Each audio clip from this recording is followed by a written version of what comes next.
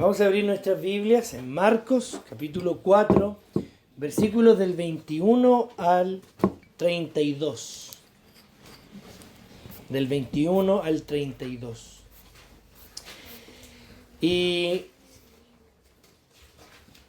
después de haber comenzado Jesús a enseñar parábolas, con el propósito que las personas que le seguían, como dice el versículo 12 del capítulo 4, para que viendo, vean y no perciban, y oyendo, oigan y no entiendan, para que no se conviertan y les sean perdonados los pecados, Jesús continúa con esta serie de enseñanzas, interiorizándose más en lo que el desarrollo de la semilla que el sembrador había salido a sembrar, esta vez no del tipo de suelo, como lo dicen los versículos anteriores, sino lo que sucede con los que oyen la semilla y da fruto, era el contenido en el cual Jesús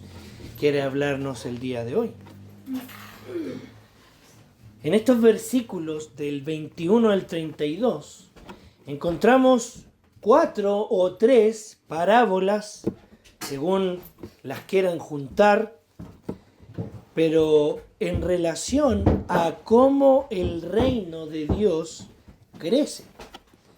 Y la luz, la medida, la semilla y el grano de mostaza representan el crecimiento del reino de Dios.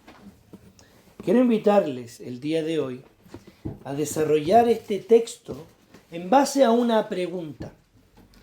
Y esta pregunta es: ¿cómo es que crece el reino de Dios? Y esta pregunta la vamos a responder en dos partes. Primero, desde los versículos 21 al 29, diremos que el reino de Dios crece solo por el poder de la palabra. ¿Cómo crece el reino de Dios entonces? Solo por el poder de la palabra, versículos 21 al 29. Y finalmente, veremos que el reino de Dios crece sin saber cómo. El reino de Dios crece sin saber cómo. Versículos 30 al 34. Por lo mismo, el día de hoy quiero que leamos estos versículos en el capítulo 4, versículos del 21 al 32, y vamos a estar leyendo lo que la palabra del Señor nos dice. Quiero corroborar el texto porque lo anuncié mal. Es Marcos 4, del 21 al 34. Estaba bien la cita primera que había dado. Voy a leer en el nombre del Señor. También les dijo: ¿acaso se trae la luz para ponerla debajo del almud o debajo de la cama? ¿No es para ponerla en el candelero?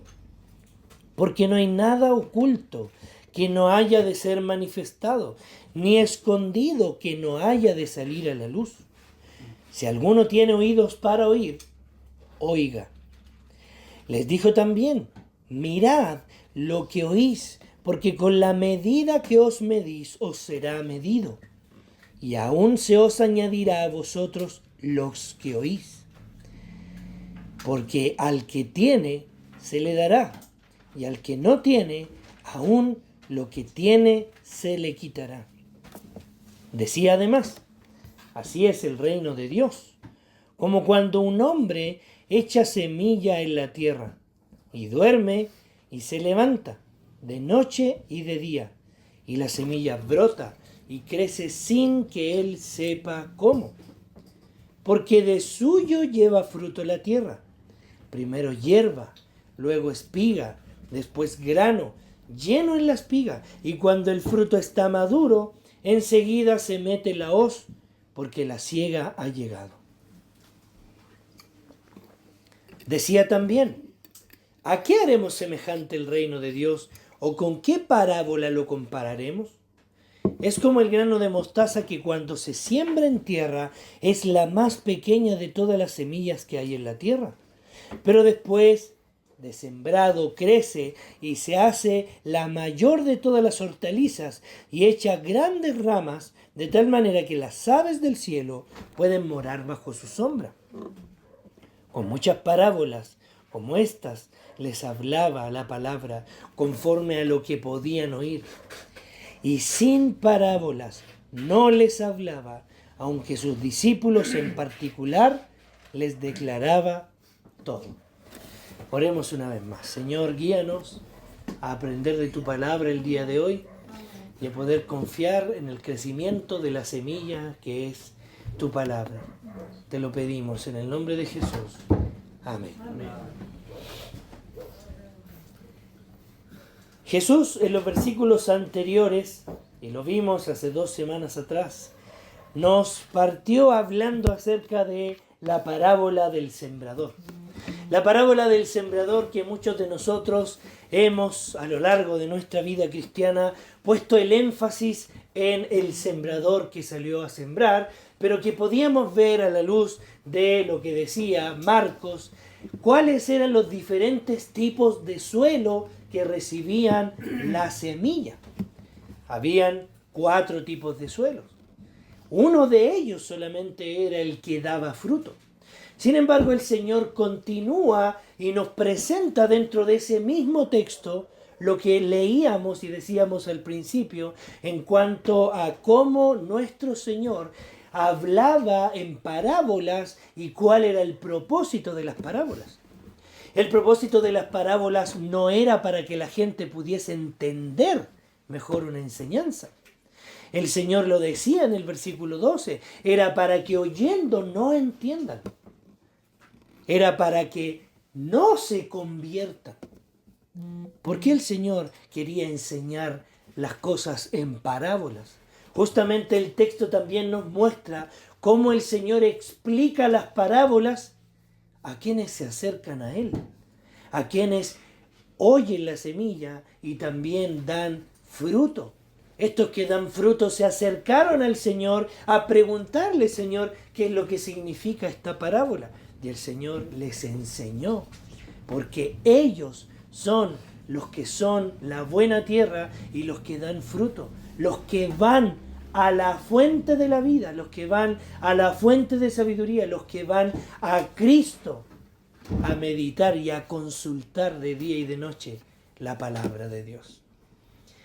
Justamente esta ocasión nos lleva a otro tipo de parábola. La parábola, como pudimos ver también, tenía un sentido de enseñanza que era una simple comparación de una enseñanza oculta que se quería también llegar a dar. El versículo 21 al 29 nos presenta cómo crece el reino de Dios. Y la primera respuesta es que el reino de Dios crece solo por el poder de la palabra de Dios.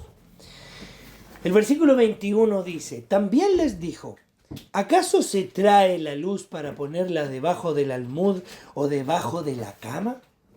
¿Esto no es para ponerla en el candelero? Porque no hay nada oculto que no haya de ser manifestado, ni escondido que no haya de salir a la luz. Si alguno tiene oídos para oír, oiga. Esta primera parábola, refiriéndose Jesús a la luz, nos permite comprender cuál es el fin de esta enseñanza. Esta parábola contiene información sobre lo que debería suceder con la palabra de Dios que está en los corazones de quienes la reciben, porque son esa tierra fértil que produce fruto. Interesantemente, Jesús compara la palabra de Dios con la luz. Antiguamente las lámparas que se usaban, en la que entonces eran hechas de arcilla, eran pequeñas por lo que no se podían dejar en un lugar en donde no estuviera muy expuesta, porque si no, no alumbraría simplemente. Ni menos, como dice la parábola, debía dejarse tapada porque no cumpliría su función. Justamente esto es a lo que el Señor se refiere a su palabra. Él menciona la función de la luz, y la función en este caso era ponerla en el candelero. Si no, simplemente se apagaba y no servía. Simplemente la verdad es para que se manifieste, para que se vea. No podemos tener una luz y ponerla debajo del almud. No podemos tener la palabra de verdad y esconderla. Simplemente este era el mensaje de Jesús, y esta era la palabra de Dios que no se había hecho para ser oculta. Barclay dice que cuando Lutero decidió adoptar su postura frente a la Iglesia Católica Romana, en primer lugar atacó las indulgencias. Las indulgencias eran para todos los efectos de remisiones de pecado que uno podía comprar de un sacerdote que vendía a un precio determinado. Lutero trazó 95 tesis contra las indulgencias. ¿Y qué hizo con aquellas 95 tesis? Había una iglesia en Wittenberg que se llamaba la Iglesia de Todos los Santos. Esta estaba íntimamente relacionada con la universidad donde Lutero era profesor. Los anuncios de la universidad se solían poner en las puertas de aquella iglesia, entre ellos los de los debates académicos. No había otro tablón de anuncios en la ciudad. En aquella puerta fijó Lutero sus tesis. ¿Cuándo?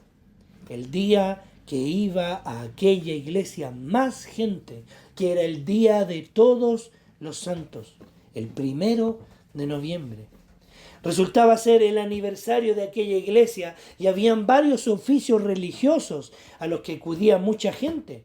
Fue la víspera del Día de Todos los Santos cuando Lutero clavó sus 95 tesis en la puerta de la iglesia. Si hubiera sido un hombre cauteloso, en primer lugar, no habría escrito dichas tesis.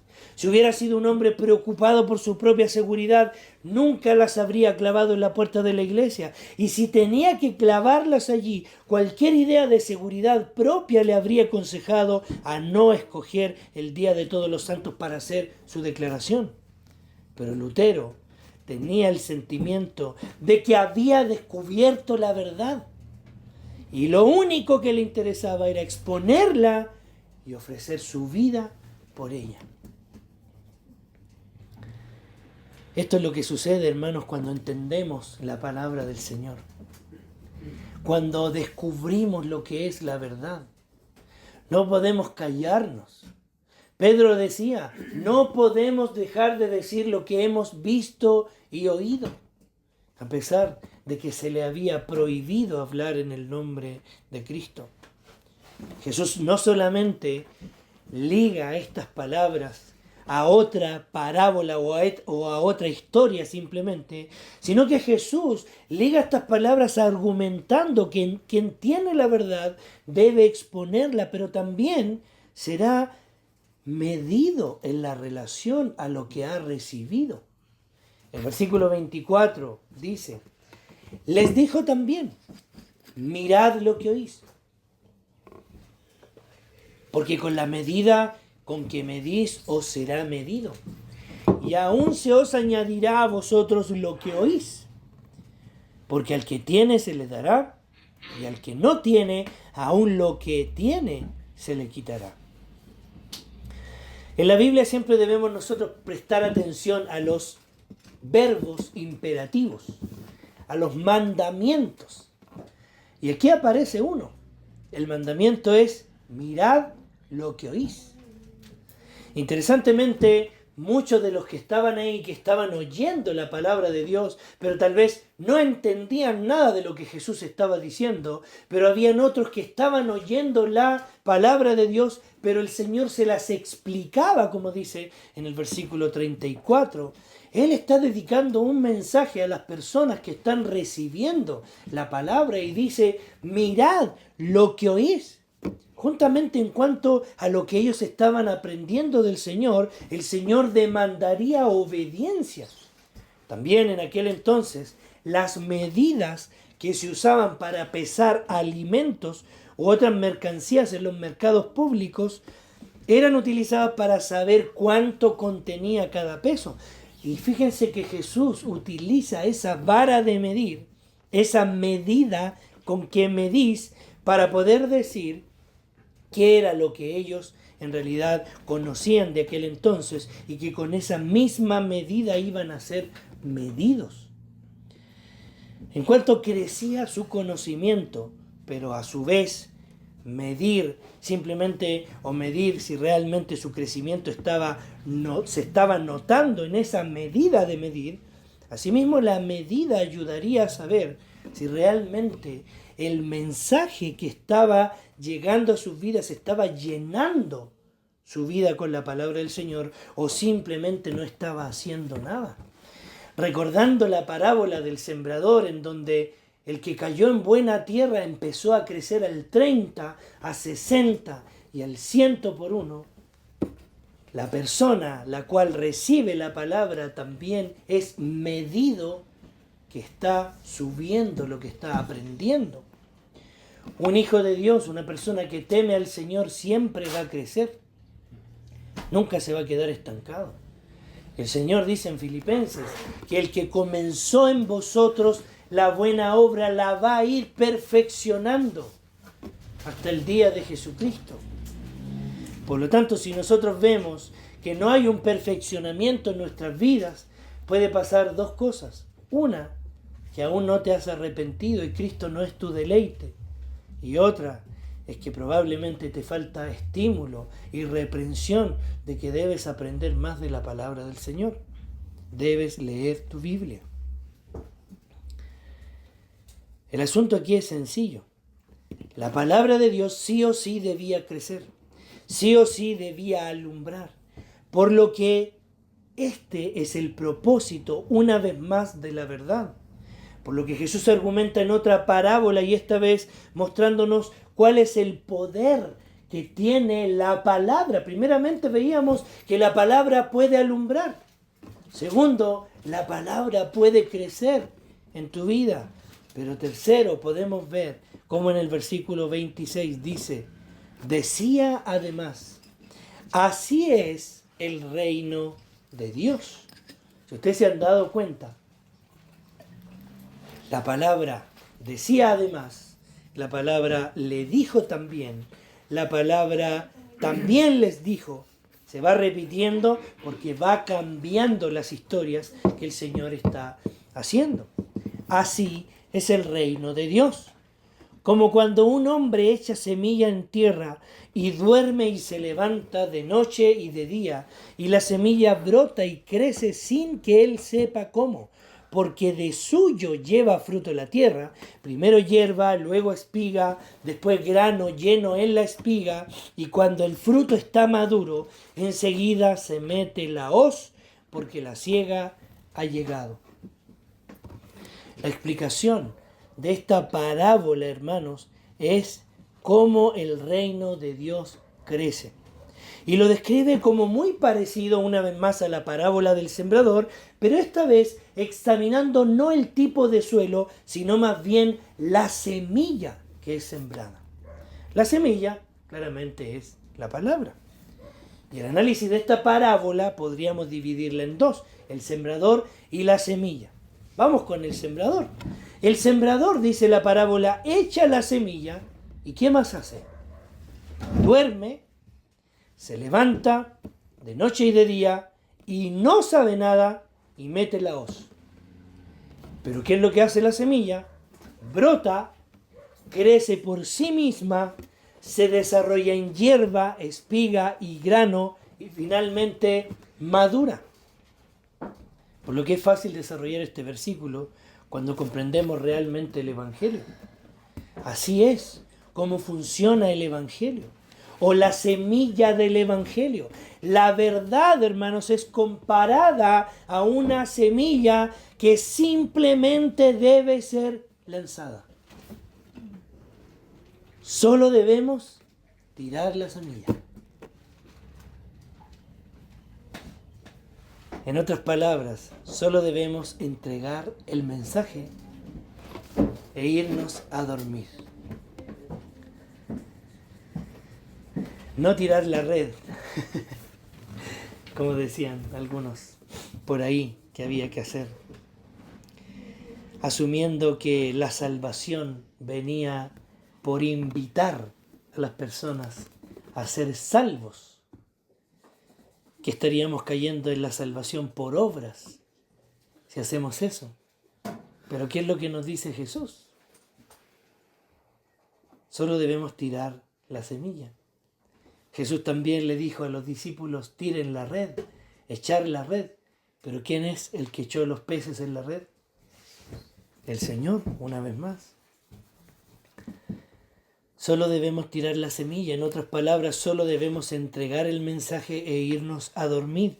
Pero ese mensaje es el que va a ser una obra sobrenatural. El mensaje del Evangelio brota. El mensaje del Evangelio crece por sí solo, como el mensajero no lo sabe. El mensaje del Evangelio comienza a crecer en la vida de quienes son buena tierra, que Dios mismo preparó y escogió para recibir esa semilla. Y vemos que tal vez al día siguiente, o a la semana siguiente, o al año siguiente, o 7 años más tarde, vamos a ver los resultados de esa siembra. Pero no depende de mí, no depende del pastor, no depende del predicador. Lo importante es el mensaje. Lo importante es la semilla. En muchas ocasiones, claramente podríamos ver cómo personas inconversas comunicaron el mensaje del Evangelio y personas llegaron al conocimiento de Cristo. La Biblia dice que los que salieron de nosotros no eran de nosotros. La Biblia dice que las ovejas del Señor nunca nadie las va a arrebatar de su mano. Y conocemos un montón de ex hermanos, y lo digo entre comillas, que nos enseñaron de la palabra del Señor y hoy día no siguen el camino, han abandonado la fe. Y no es porque hayan perdido la salvación, es porque nunca fueron salvos. Pero el Señor no utilizó la vida de esos hermanos, sino el poder que tenía la palabra de Dios para que muchos hoy día hayan conocido al Señor. Pero yo no quiero decir que eso quiera decir que cualquier inconverso puede venir a predicar aquí. Claramente el Señor es claro en cómo debe ser el carácter del pastor, cómo debe ser el carácter del mensajero. Y en 2 Timoteo, 1 Timoteo capítulo 4, Pablo le dice a Timoteo: tú sé ejemplo en conducta. ¿En qué más? En fe, en pureza. Ninguno tenga en poco tu juventud. Pero claramente, como el predicador debe caracterizarse de una manera, el poder no está en sí mismo, sino en el mensaje.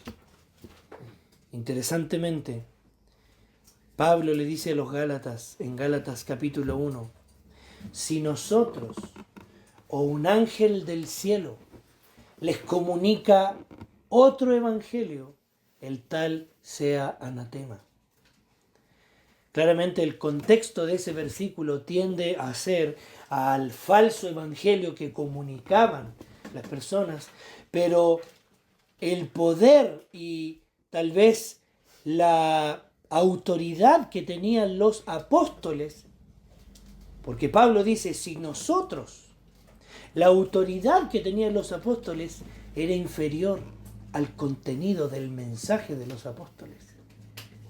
El mensaje era mucho más importante que la vida de los apóstoles, incluso que un ángel. Si nosotros o un ángel trae un mensaje diferente, nosotros vamos a ser malditos o los ángeles van a ser malditos. Porque el mensaje de la palabra del Señor es muy importante. Por lo tanto, no tenemos que entregarlo con ligereza. No tenemos que mal enseñarlo. Pablo le dice a Timoteo, procura con diligencia presentarte a Dios como un obrero que usa bien la palabra de verdad. Porque la semilla del Señor es su palabra, hermanos. No nuestro testimonio. Su palabra. No historias. Su palabra. Y cuando digo historias, no son historias de la Biblia. Porque a veces hemos agarrado la Biblia y hemos sacado historias de ahí donde el énfasis no es el correcto. Poniendo a Sansón como un hombre bueno que tenía mucha fuerza y que libró a los filisteos, cuando Sansón lo único que enseña en su historia es que era rebelde a la palabra de Dios. Pero aún así, el Señor cumplió su promesa. Juzgar a su pueblo. Porque el mensaje del Señor, hermanos, es el más importante. Dios es fiel al mensaje.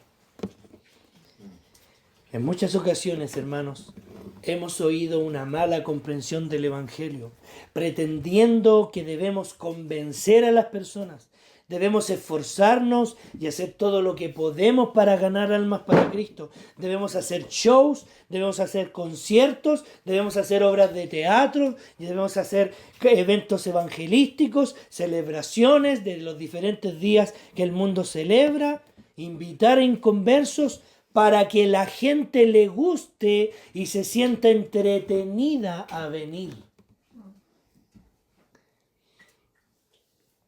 Hermanos, aunque ese tipo de cosas bien ejecutadas no son malas en sí, eso no va a transformar el corazón de las personas si es que no se les presenta la palabra de Dios, el evangelio puro y bien enseñado.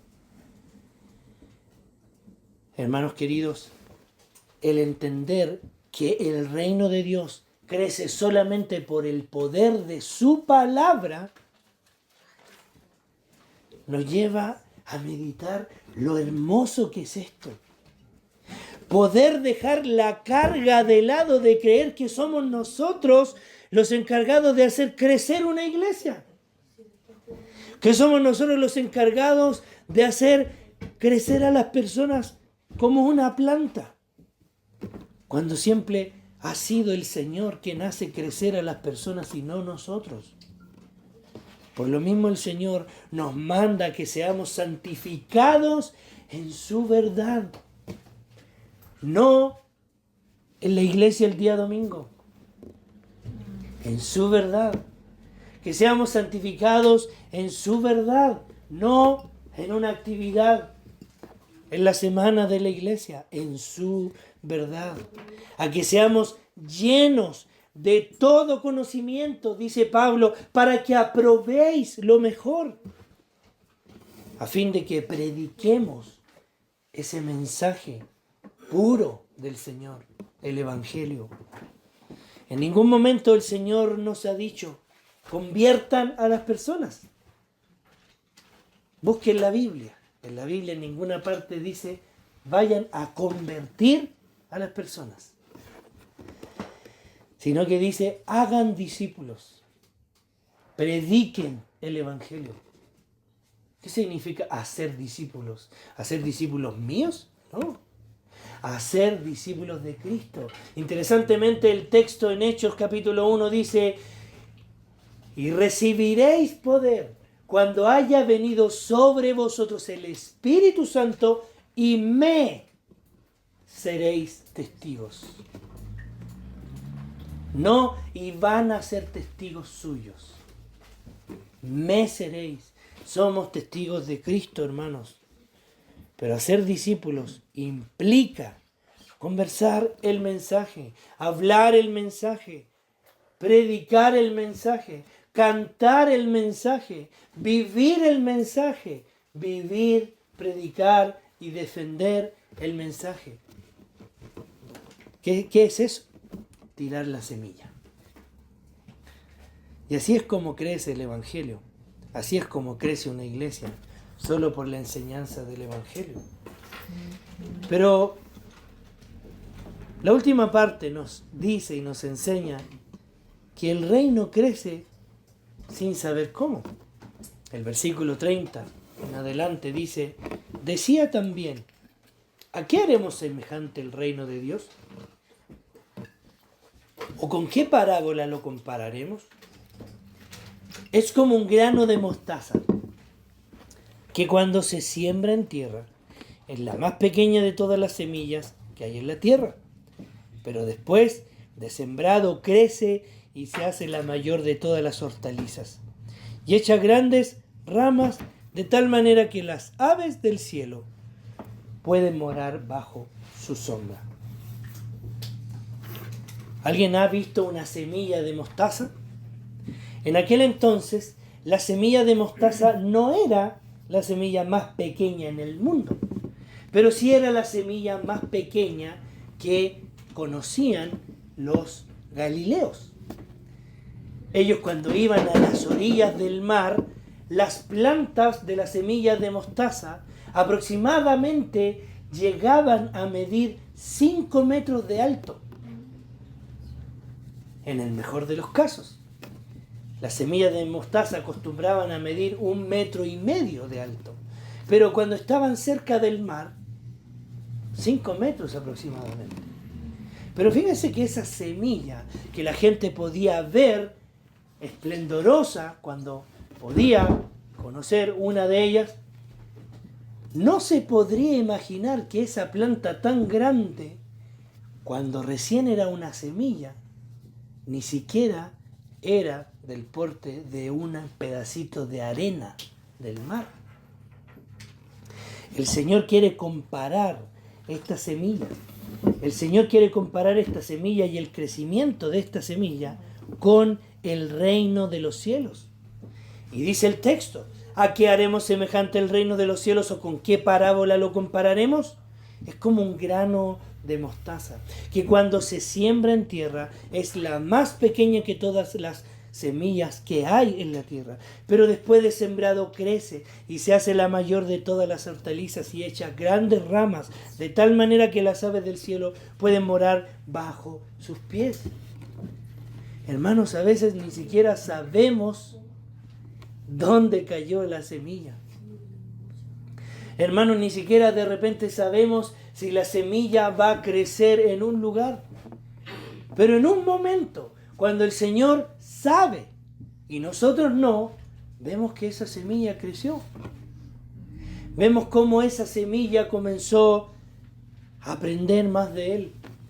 Vemos cómo esa persona va creciendo por medio de la palabra del Señor y nosotros no sabemos cómo. Interesantemente, hermanos, a esto compara el Señor, porque su palabra, el Evangelio, es lo único que tiene poder. Y tal vez nosotros, hermanos, hemos menospreciado en muchas ocasiones el mensaje del Evangelio, entendiendo que quizás la gente no lo necesita. Muchas veces hemos escuchado, los cristianos no necesitan escuchar el mensaje del Evangelio porque ya lo han escuchado. Los otros no lo han escuchado, así que ellos necesitan. No. Debemos predicarnos el mensaje del Evangelio constantemente, día tras día, porque entendemos, hermanos, que puede ser que haya una persona en ese momento que no ha conocido a Cristo, y el Evangelio nos lleva también a nosotros a poder también crecer. Es interesante que el Señor no mide su crecimiento en cantidad de números, sino en el resultado que hay en cada una persona, en cada tipo de tierra al cual se siembra la semilla. Los números no nos dicen nada. ¿Cuántas personas hay en una iglesia? No nos dice nada. Pero ¿cuántos creyentes que entienden el Evangelio en una iglesia, eso sí nos dice algo, porque hay muy pocos que entienden realmente el Evangelio. A lo que el Señor termina diciendo en el versículo 34, con muchas parábolas como esta, les hablaba la palabra conforme a lo que podían oír. Porque muchas personas no iban a poder oír el mensaje, porque no lo iban a entender. Pero como dice el versículo 34, y sin parábolas no les hablaba, aunque a sus discípulos. ¿Quiénes eran sus discípulos? Los que habían recibido la semilla, los que habían dado fruto en la semilla, los que la palabra del Señor, con el poder de su palabra, como decimos siempre en Marcos capítulo 1, les dice, ven, sígueme. Y al instante dejaron sus redes y le siguieron. Y al instante dejando a su padre Zebedeo y a los jornaleros, le siguieron. Y al instante dejándolo todo, le siguió. ¿Se acuerdan de esos versículos?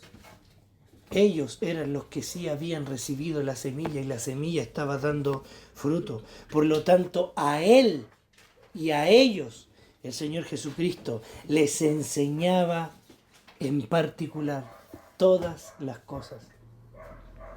Hermanos, si tú has recibido la semilla del mensaje de Dios, sin duda vas a crecer. Y debemos entender, hermanos, que el crecimiento también se hace en conjunto con los hermanos de la iglesia. Somos un grupo de semillas que da fruto. Y debemos entender, hermanos, que el Señor a sus hijos les enseña todas las cosas. Pero quienes no son sus hijos siempre están ahí, manteniéndose, dando un paso y retrocediendo 3. Lamentablemente, muchos de ellos ni siquiera son capaces de levantarse porque están muertos espiritualmente. Están cegados muchas veces a una religión y no crecen como la semilla de mostaza crece. Un pastor siempre decía que ellos, cuando su hija era pequeña, a los 7 meses iba todo bien en el embarazo de su esposa, pero después de eso, su hija no creció más. Y se preocuparon mucho. Fueron a doctores, uno y otro médico especialista, viendo qué pasaba, por qué esa bebé de 7 meses de gestación no crecía más. Lamentablemente, nosotros muchas veces no nos preocupamos cuando vemos a un creyente supuestamente que no crece. Lo dejamos como un cristiano carnal, que eso no existe. Simplemente es una persona que no ha entendido el Evangelio y no es un hijo de Dios. Simplemente tal vez lo dejamos como un hermano problemático. Lamentablemente, hermanos, debemos parar con eso y preocuparnos cuando hay hermanos, supuestos hermanos, que en realidad no son hermanos y no crecen. Porque la Biblia dice que quien oye su palabra crece. Esa es una señal de alguien que realmente ha conocido a Cristo. Una persona que no detiene la verdad para dejarla ahí cerrada en su dormitorio y la va a tomar el domingo cuando va a la iglesia, sino que es una persona que agarra la luz, la lee y también la comunica. También es una persona que va aprendiendo de la palabra del Señor y sabe que con la vara o con la medida que miden serán medidos, y esa persona sabe que el Señor también demanda algunas cosas, las demandas del Evangelio. Efesios 2 dice, por gracia ustedes han sido salvados, y esto es por medio de la fe, no es por obras, para que nadie de ustedes se gloríe. Porque el Señor nos creó a nosotros para buenas obras, las cuales Él ya preparó de antemano para que anduviésemos en ellas. ¿En qué el Señor preparó las obras? En su palabra, para que las leamos y las ejerzamos. Eso es. medir, como decía el texto. Al que tiene, se le dará. Pero al que no tiene, lo que tiene, se le quitará. Debemos orar, hermanos, y debemos rogar al Señor para que Él cada día nos hable y nos declare todas las cosas y podamos reflejar que el reino de Dios está creciendo, porque de Él es la gloria y de Él es el resultado. Oremos al Señor. Padre amado.